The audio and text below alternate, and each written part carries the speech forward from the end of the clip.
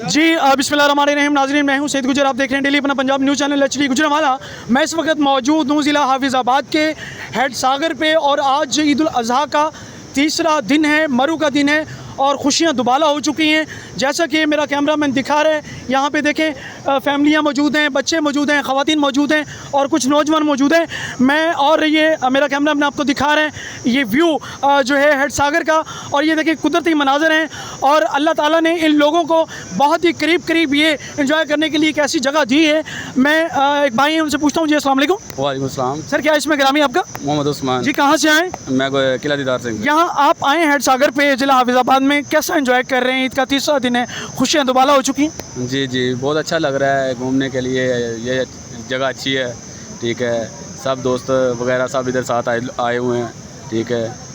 और फैमिली भी आई है, फैमिली भी आई हुई है इनके साथ। अच्छा मज़ा आ रहा है घूमने फिरने का। अच्छा लग रहा है जी, अच्छा लग रहा है। जी। अस्सलाम वालेकुम।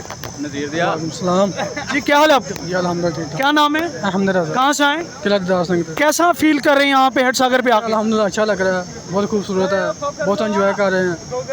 अल्हम्दुलिल्लाह बेहतरीन है, बहुत अच्छा है। फैमिली मज़ा आ रहा है? जी अल्हम्दुलिल्लाह बहुत मज़ा आ रहा है। हाँ जी, कुछ भाई यहाँ पे मौजूद हैं, उनसे पूछना चाहेंगे कि उनको ये कैसा फील हो रहा है, कैसा लग रहा है।